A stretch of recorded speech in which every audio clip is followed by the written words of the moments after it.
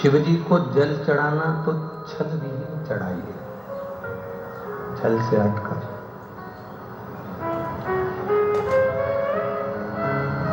ऊपर से मेरे भोलेनाथ जी को ना पुकारिए, ऊपरी दिखावे से मेरे महादेव को ना बुलाइए। मेरे महादेव को अगर पुकारना है तो भीतर से पुकारिए।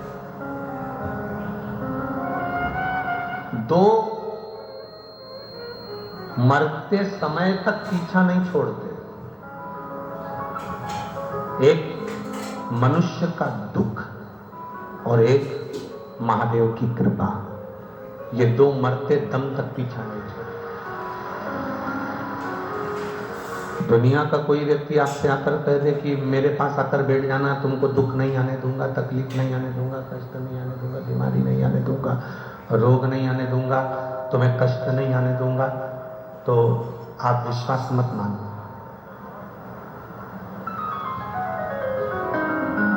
इस व्यासपीठ ने कभी भी आपसे यह नहीं कहा कि आपकी जिंदगी में दुख नहीं आएगा।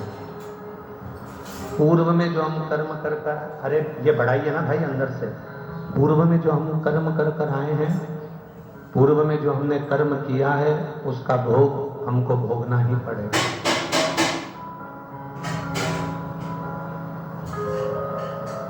पूर्व में जो हमने कर्म किया उस कर्म का भोग हमें भोगना है। इसलिए ये ना सोचें कि दुख नहीं आएगा, दुख आएगा, कष्ट आएगा,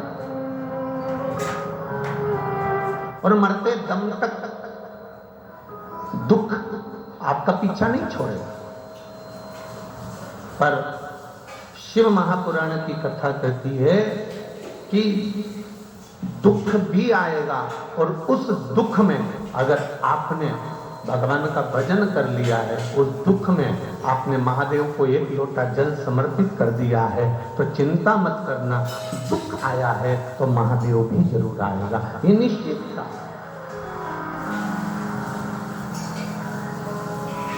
अगर दुख आ भी गया है, दुख सम्मुख में आ भी गया है, तो महादेव की कृपा भी होगी, ये निश्चित है। बस तुम्हारा विश्वास, तुम्हारा भरोसा, तुम्हारी दृढ़ता, ये मूल होना चाहिए।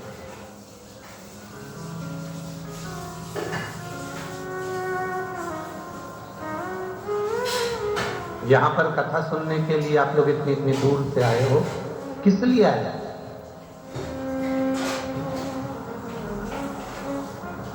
कोई तुमसे पूछे कि यहां पर आने का कारण क्या है, क्यों तुम ये इस पावन धरा पर आकर क्यों कथा सुन रहे हो, कोई आपसे पूछे? केवल आस्था चैनल पर कथा आ रही है या टीवी पर कथा चल रही है तो उसमें आपका हाथ हिलाने के लिए आए हो? अरे बोलो बोलो, जम के बोलो, नहीं आए ना? ऐसा चैनल पर हाथ हिलाने के लिए हम लोग नहीं आए। हमारा आने का कारण क्या है? केवल उस महादेव की भक्ति को और उसके विश्वास को हमें हृदय से पक्का करना है, और उस महादेव का एक बार दर्शन करना है, इसलिए हम यहां पर।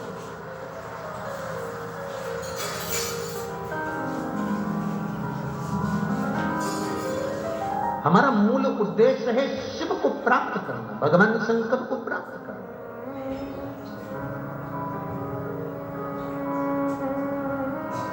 भाई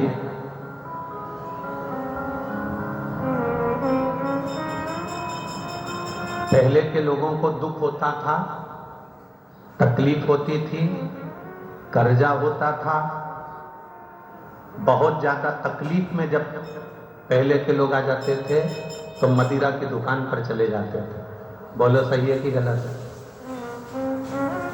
और मदिरा वाला उनके हाथ में एक मदिरा की बोतल पकड़ा देता था,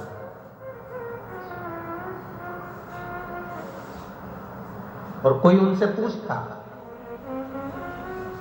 तुमने ये व्यसन क्यों करा, तुमने ये मदिरा क्यों पी, तुमने ये नशा क्यों करा, तो कि बड़ा दुखी हूं, बड़ा गम में हूं,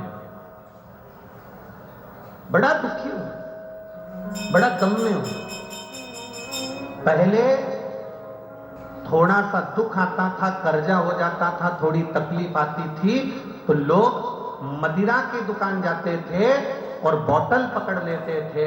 आज के जमाने में थोड़ा सा दुख आता है, थोड़ा सा कर्जा हो जाता है, थोड़ी सी तकलीफ हो जाती है, तो लोग शिव के मंदिर जाते हैं और लोटा पकड़ लेते हैं।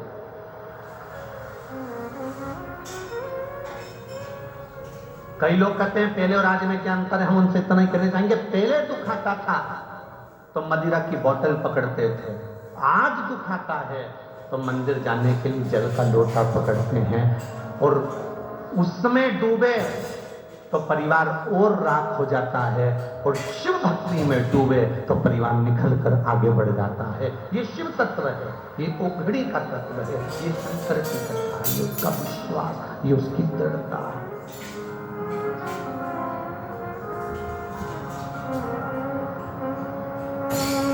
आएगा दुख, संसार में ऐसा कोई नहीं जन्मा जिसको दुख नहीं आया। और तुम्हारे पास ऐसा कोई व्यक्ति हो जो तुमसे कह दे कि तुम्हारे पास में दुख नहीं आएगा, मैं बैठा हूं और दुख नहीं आने दूंगा, तो फालतू की बात है, किसी के चक्कर में मत पड़ना, स्पष्ट बात कह रहा है। सुन लो, ग्रेटर नोएडा के जितने भक्त लोग कथा सुनने आए हैं, और जितने लोग आस्था चैनल पर कथा सुन रहे हैं, और जितने फेसबुक यूट्यूब पर सुन रहे हो, अच्छे से सुन लेना, पुराने कर्म का भोग तुमको भोगना पड़ेगा, चाहे सियोर वाला महाराज हो, चाहे दुनिया का कोई महाराज हो, और चाहे आप हो, चाहे हम हो। हमने जो पूर्व में किया वो हमको नहीं मालूम, उसके कर्म का भोग भोगना पड़ेगा। सिर आपका दुखेगा, हमारा भी दुखेगा, पेट आपका दुखेगा, हमारा भी दुखेगा, हाथ हमारे दुखेंगे, तुम्हारे भी दुखेंगे, पांव हमारे दुखेंगे, तुम्हारे भी दुखेंगे। दुनिया में दुख सबको भोगना है, पर उस दुख का एक निवारण है, वो शंकर भगवान की अविरल भक्ति, शिव का शिवालय और एक लोटा जल हमारे कष्ट को थोड़ा कम कर देगा, हमारे दुख को थोड़ा कम।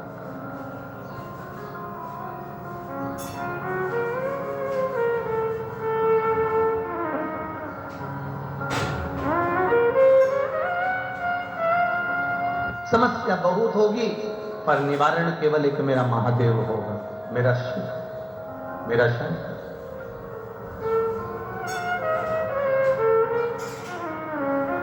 आदमी का काम है दुख देना, और महादेव का काम है दुख को मिटा देना।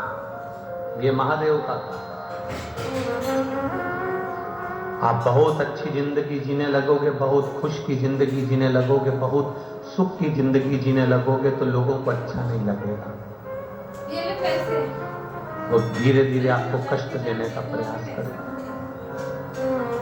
दुख देने का प्रयास करेगा। आप उस दुख की घड़ी में भी अगर महादेव का भजन कर रहे हो, आप उस दुख की घड़ी में भी भगवान का भजन कर रहे हो, तो तुम्हारी जिंदगी सबसे सुंदर सार्थक होने वाली है। एलईडी चलाइए भाई, एलईडी ऑन चलाइए।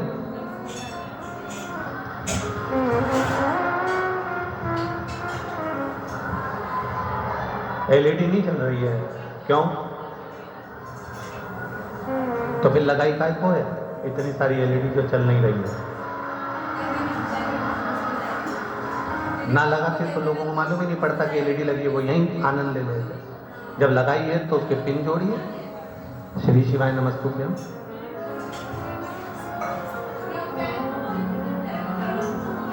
एक शिव भक्ति का मूल है, शिव भक्ति का स्थान।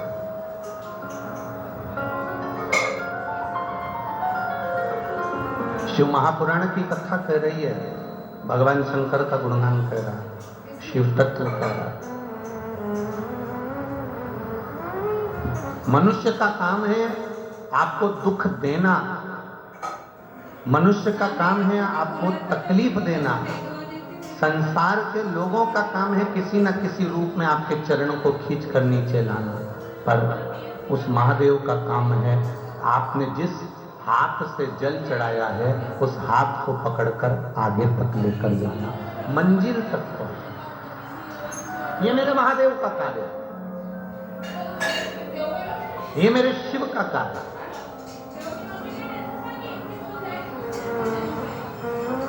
100 साल की उम्र यदि आपको चाहिए तो 100 साल का भजन भी तो होना चाहिए।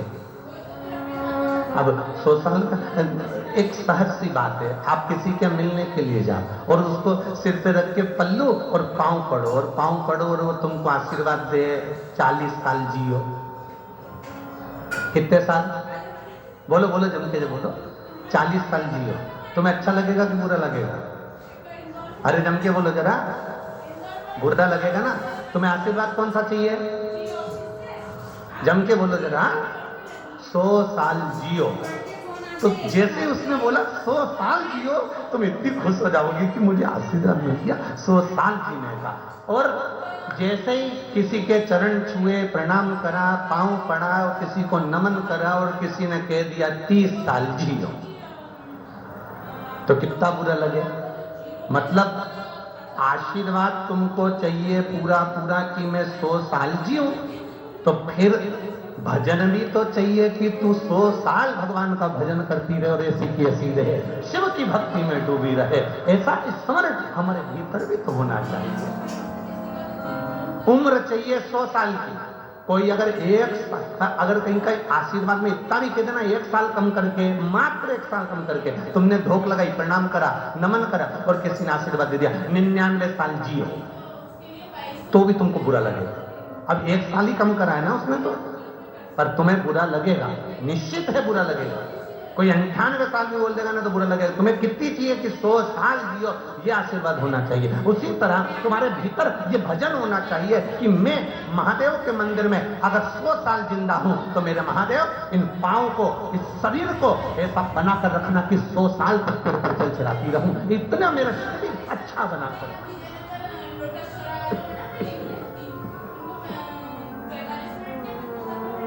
100 साल तक मैं आपके मंदिर आती रहूं। 100 साल की अगर मेरी उम्र है, 70 साल की अगर मेरी उम्र है, 80 साल की मेरी उम्र है, 90 साल की अगर मेरी उम्र है, 100 साल अगर मेरी उम्र है, तो तेरे मंदिर में आकर मैं तेरा भजन करती रहूं, तेरे मंदिर में आकर मैं जल चढ़ाती रहूं, तेरे मंदिर में आकर मैं तेरा गुणगान करती रहूं, तेरे मंदिर में आकर मैं हमेशा भगवत कीर्तन करती रहूं। ऐसा शरीर बनाकर रखना मेरे महादेव। इस शरीर को कहीं हॉस्पिटल में ले जाकर या पलंग पर इसको पटक मत देना, क्योंकि आज के जमाने में दुनिया के लोग तुम्हारी बीमारी में पैसा खर्च कर देंगे। आज के जमाने में दुनिया के लोग तुम्हें हॉस्पिटल में ले जाकर जमा कर देंगे। आज के जमाने में दुनिया के लोग तुम्हारे लिए सब कुछ कर देंगे, पर तुम्हारे कष्ट को तुम्हें अकेले को भोगना पड़ेगा। इसलिए पलंग पर मत पटकना, तेरी शरण में पटकना। इतनी कृपा बनाकर अंत समय प्रभु वचन दिया तो निभाना पड़ेगा। आए ना आए प्रभु कुटुंब कबीरा, अंत समय प्रभु आना पड़ेगा। ओ वचन दिया तो निभाना पड़ेगा। ओ अंत समय प्रभु आना पड़ेगा। आपकी कृपा से मुझे मिले ये शरीर आपने दिया है, संभाल दिया आपने। कोई दूसरा नहीं समझा। कहा भगवान देवदेव महादेव, माता उमा तप कर रही है।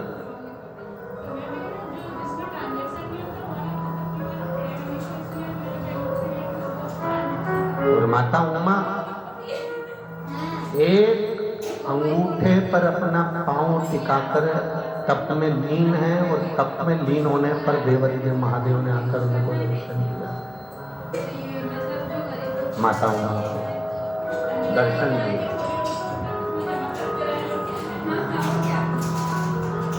और दर्शन दिया। माता उमा ने मांगा क्या कि ये संपूर्ण ब्रह्मांड में देवताओं के पास में नवनिधियां हैं, नवनिधि केवल देवताओं के पास में विराजमान है। संसार के किसी व्यक्ति के पास में नवनिधि नहीं है। अगर नवनिधि होती तो शायद इनकी जिंदगी में कभी दुख नहीं आए, इनके जीवन में कभी तकलीफ नहीं आती, इनके जीवन में कभी कष्ट नहीं आता अगर नवनिधि इनके पास में होती।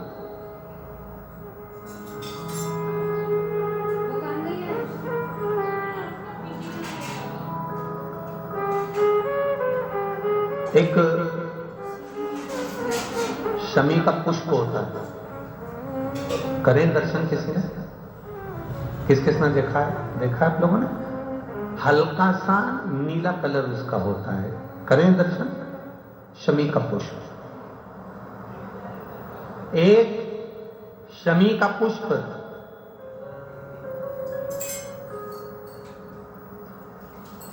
12 महीने की शिवरात्रि आती है।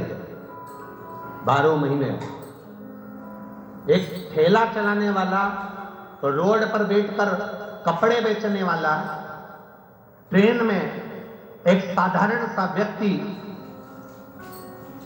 जो भिक्षा भी मांग रहा हो, ऐसा साधारण से साधारण व्यक्ति भी अगर शमी के पुष्प को 12 महीने जो शिवरात्रि आती है, उस शिवरात्रि पर बस शाम के समय पर प्रदोष काल में एक शमी का पुष्प यदि समर्पित करना चालू कर दे तो मेरा महादेव उसका हाथ पकड़कर उसकी उन्नति की ओर उसको ग्रहण कर देता, नीचे आ नहीं सकता। पंच पुष्पों का व्याख्यान हमारे यहाँ शिव महापुराण करती है। कितने पुष्प? जम के बोलो जरा ऐसा, पंच पुष्प। एक एक पुष्प की महत्वता आपके जीवन में होना चाहिए। कभी आपने विचार करा होगा कि भगवान कृष्ण जब रुक्मणी जी को लेकर आ रहे थे तो रुक्मणी जी के भाई की 5 चोटी भगवान कृष्ण ने क्यों कर दी? भागवत सुनिए सबने। तो भगवान कृष्ण ने रुक्मणी जी के भाई की रुक्म बाहु की ये 5 चोटियां क्यों कर दी? और आखिर 5 चोटी गला पकड़ रहा बेटा, उसको देखो जरा।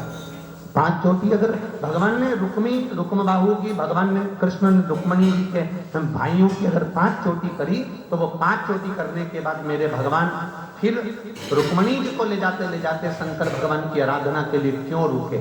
शिव की आराधना करने के लिए आखिर महादेव क्यों रुकते और क्यों वहां पर पंच पुष्प समर्पित करते?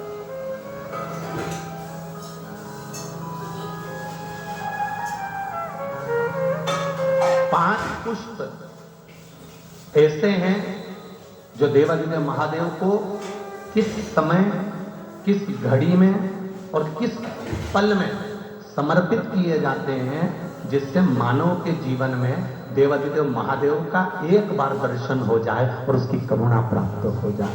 पंच पुष्प। अभी तो जो कथा चल रही है वो नवनिधि चल रही है। नवनिधि अभी जो कथा चल रही है ये नवनिधि जो महापुराण की कथा चल रही है। आगे जो 5 दिन की कथा रहेगी बदनावर मध्य प्रदेश में कोटेश्वर धाम में, 5 दिन की जो कथा रहेगी 24, 25, 26, 27 और 28 मार्च। ये 5 दिन की जो कथा रहेगी दोपहर में 2 बजे से 5 बजे तक आस्था चैनल पर भी आएगी, यूट्यूब फेसबुक पर भी आएगी। और बदनावर के कोटेश्वर धाम में जो कथा चलेगी 5 दिन 2 बजे से 5 बजे तक, उसमें उस कथा का नाम रहेगा पंच पुष्प।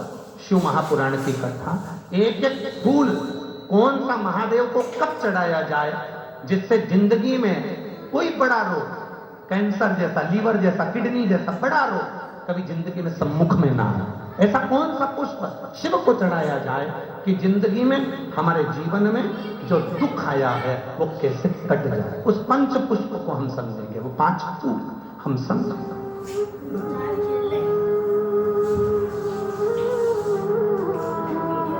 और हम प्रयास भी करेंगे कि कथा के बीच में 5 दिन जिन पंच पुष्प के महत्व को समझाया जाए वो 5 फूल आपको आस्था चैनल के माध्यम से दर्शन भी कराए जाएं कि वो फूल कौन सा है जो शिव को।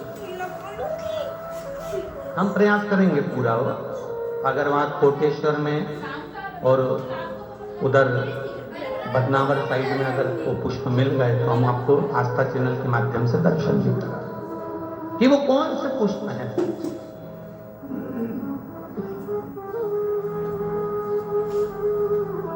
जिससे हमें महादेव की